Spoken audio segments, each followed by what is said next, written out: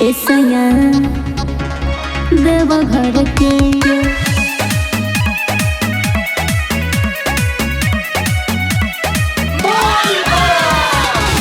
Mix by RK Ravindra.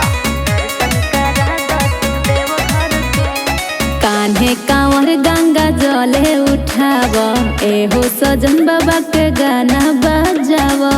ए जी सुन तनी।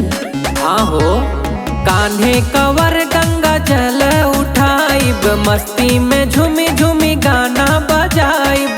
मनवा में आसबा मोकाई खसबा, आज पूरा दायरा जहाजी हमर लागल बा दिलवा। जय भोलेनाथ हमर लागल बा दिलवा, भोला से दर्शन करा दो तू देव घर के। तोहर लागल बा दिलवा, भोला से दर्शन कराइब हम देव घर के।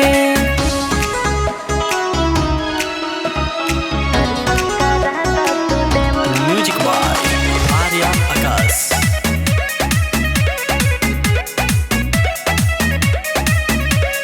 गांजा चिलम और भांग चढ़ैहा, गांजा चिलम और भांग चढ़ैहा। खुश हुई है रानी, भोला हवे बड़ी दानी, बाबा के अपना मुराद तू सुनैहा। बुझलो? हाँ जी। गांजा चिलम और भांग चढ़ैहा, गांजा चिलम और भांग चढ़ैहा। खुश हुई है रानी, भोला हवे बड़ी दानी, बाबा के अपना मुराद तू सुनैहा।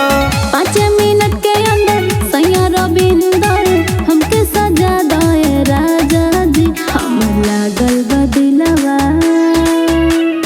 ओम नमः शिवाय हमर लागल बा दिलवा, भोला से दर्शन करा दो तू देव घर के। तोहर लागल बा दिलवा, भोला से दर्शन कराइब हम देव घर के।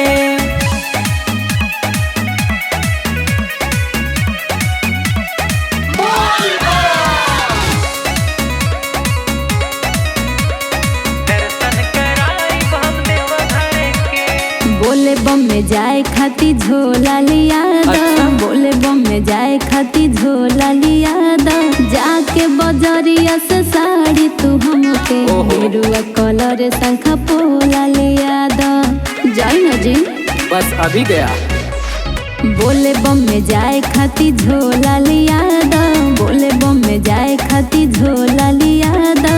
जाके बजरिया से साड़ी तू हमके गेरुआ कलर शंखा पोला लिया दा। चिंता न करा धानी, सब हम ले आइब हो, चरणन में सिरवा झुकाइब हो।